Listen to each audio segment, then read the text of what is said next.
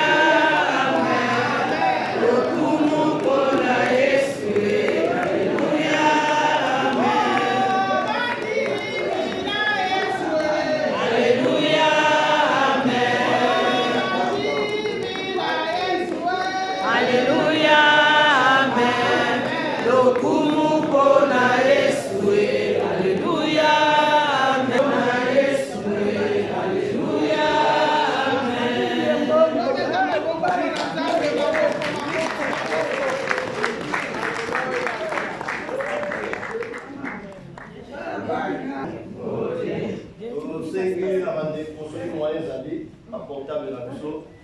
totiango na silence otokoka kolanda programme bien si otabi malamu mpona bato bazofilme bazali nini alors programme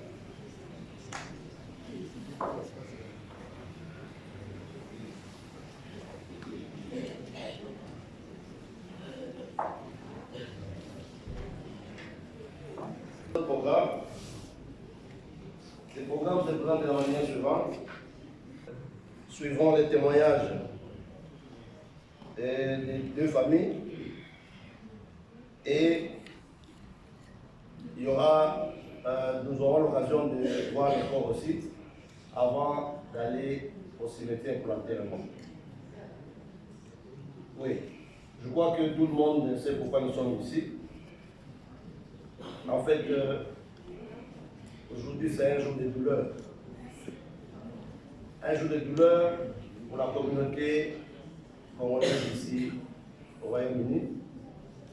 Nous avons perdu un grand monsieur. Un grand monsieur, et la preuve, c'est que nous sommes nombreux ici. La salle qui nous accueille aujourd'hui est vraiment tellement petite, on aurait voulu peut-être 10 fois cette salle pour commémorer la vie de notre frère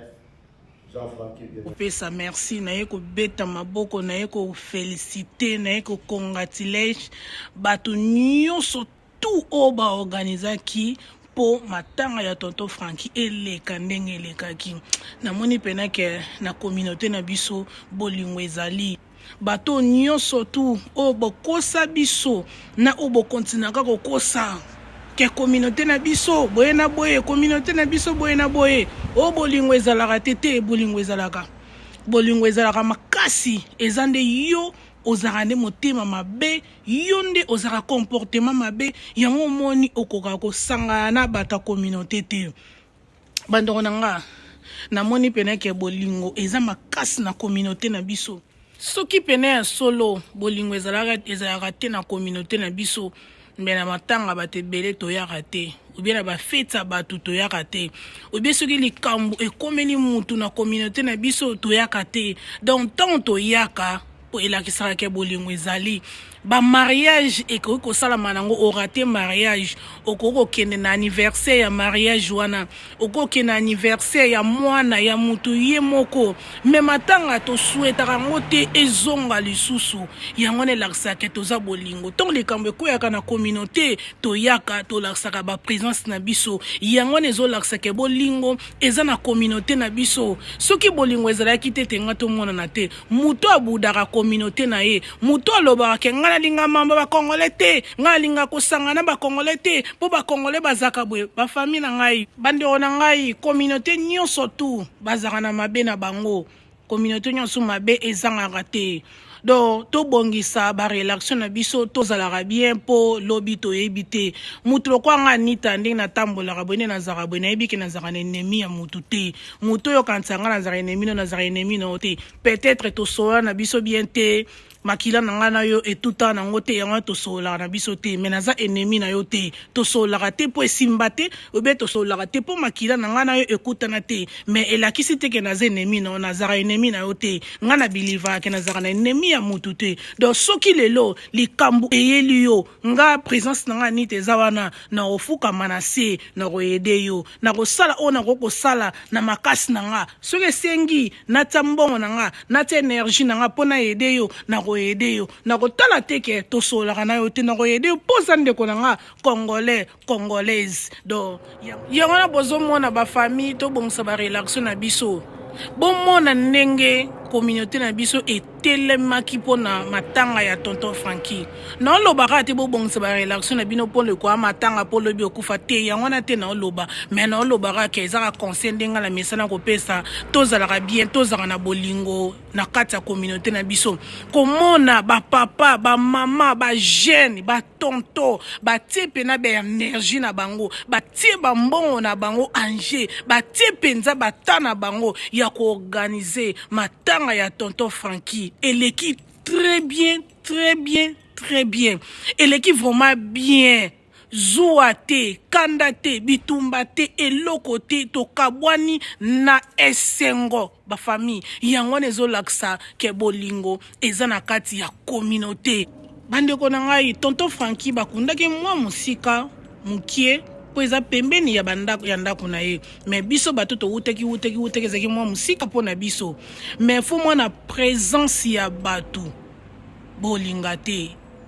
Elakisi pena ke tonton Franky azalaki mutu malamu na communauté na place ya fête ya esengo azalaka na place ya matanga pe abanda kozala yango elakisi pena azaki mutu azaki pena mabe na ye mais po na nga nita malamu na ye elekaki mabe na ye yango ezolakisa pena ke azalaki mutu malamu na communauté po organisation et salami vraiment ba famille na ngai ba maître na biso en tout cas respect na bino na bandeko nyonso tout o ba organiser makam na communauté en tout cas bosali musala moko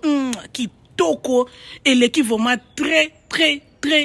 bien donc l'équipe na bien bazui salle ki bandeko na ngai na salle bazwaki salle kitoko salle munene salle tondi ba place kote sili batu musu ba telemi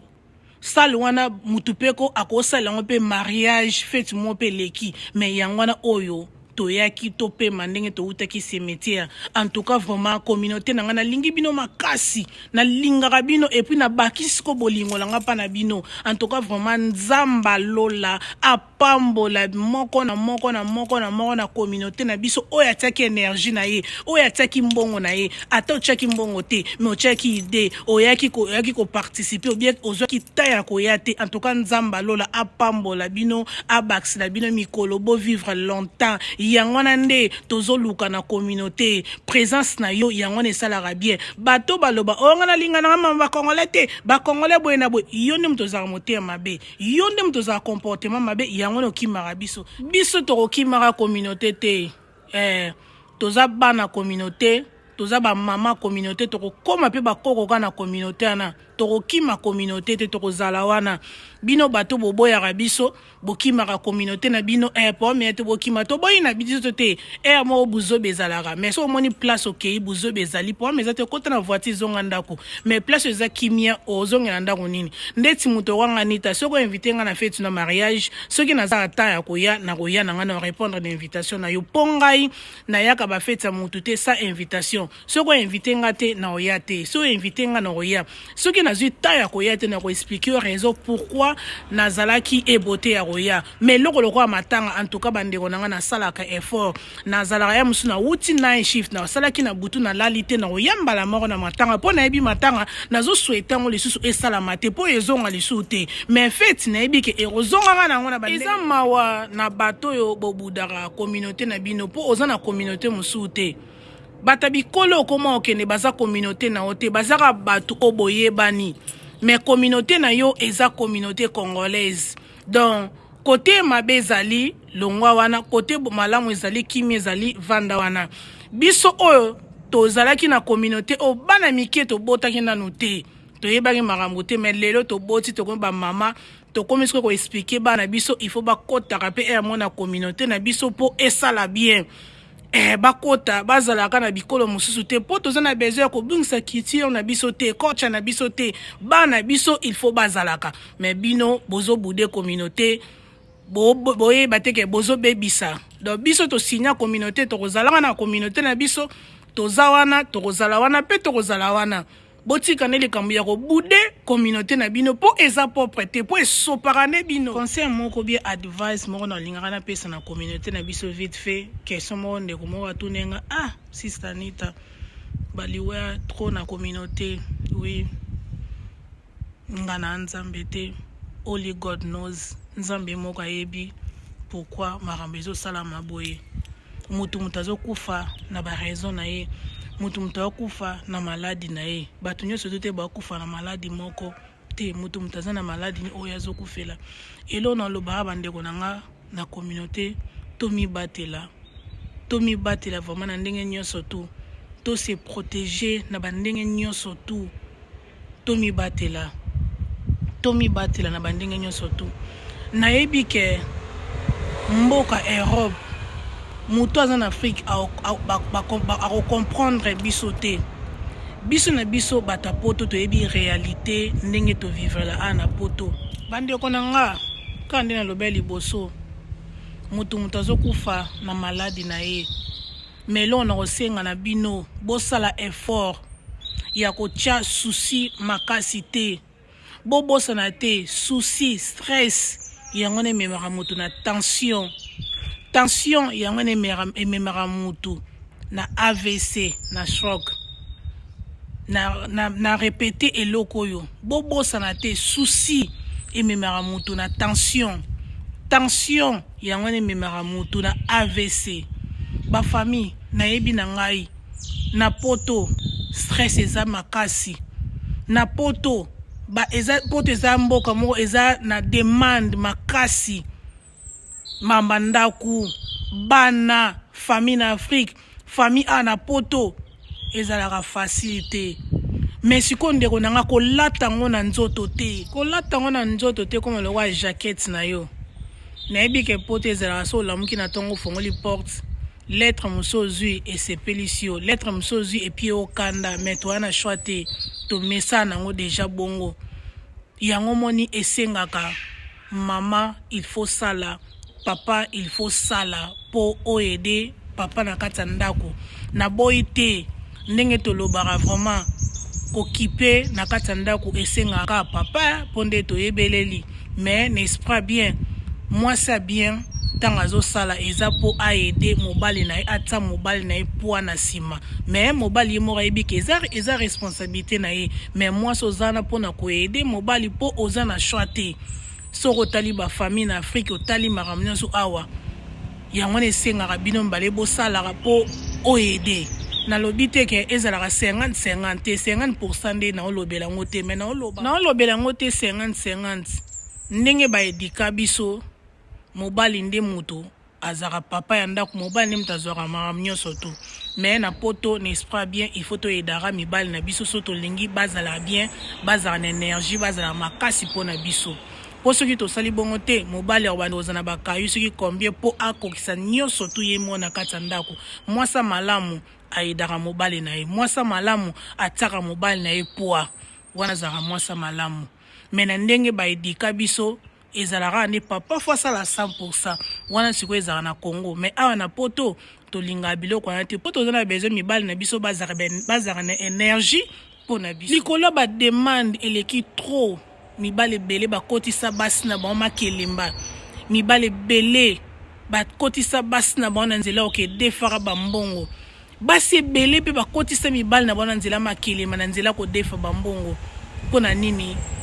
pression eleki trop na kati ya ndako bapose eleki trop na kati ya ndako bafamille semie olia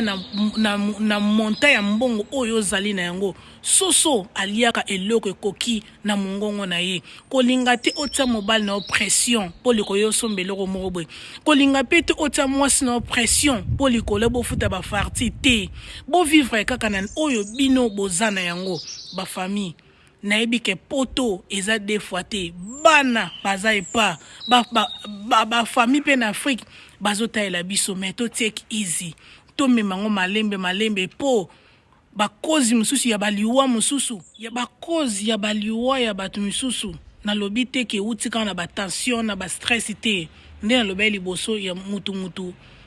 azoza maladi nini baproblème na ndenge na moko batu mususu pe basali ba AVC bakoma na batension basala ba stroke ni ezaka te po pression ya ndako te ezana makambo mususu oyo esalaki ke ekomaki bongo peut-être pe bafamille na biso pe mususu bazokotisaka bato na baproblème bafamille mususu pe bazwa na bapression ebele na bafoyer ya bato tobosa na biloko wana te ezaka te te mwasi kande moto apesa mobali stress be mobali be bana te misusu ezouta pe na ba famille na biso miso ezouta na ba camarade miso ezouta na ba relaxation miso ezouta na ba business na batu ba osala miso ezouta na makambo yango moni ezomi na batu musu na ba AVC na ba tension na ba bebele na maladie na ba yango moni bande onanga tozaka toujours kana vie de prière tosenga na nzambe ezalaka toujours likolo na biso po nzambe nde makambo nzambe apesa solution na bandenge nyonso tu oyo moko tondimete solution moko epesami ndeti bato musu bazala soki aza na stress amoni na langwa na ngai na mela na ngai na lala na ngai po mete olala pena ko olali pe pongi me ntango olamuka problème wana ezeloko apesa otikaki donc solution ya malamu ezali c'est mieux que tu prier lia na yo relax na soko olali na yo po tango ozomela ebele kobosana te obebisa pe santé na yo ozo détruire santé na yo na bakwiti ebele eza pe propre te donc tosengaka maona nzambe ezaka likolo na biso nzambe nde makambo nzambe a protéger biso voilà ba famille nga na komi na nga na suka na uti na ngai na église na ndako tata nzambe siko na ozonga na nga palais talaka butu ekomi na ozonga na nga ndako na ke olia na ngai na relax talaka bana bazongisa bongisa ndenge zalara na lingaka na partager moi vidéo oyo esala biso pe bien ko talaka kaka donc voilà ba famille please kande na senga aider ngai partager liker commenter s'abonner ya wana nde motivanga epesa nga courage makasi ya kosala no ba video ebele soki ezali mbano liboso talanga kombo nanga ezali Anita Mavita naza présentera émission oyo ya Anita Mavita show to mona ni mbala sima bisous bye.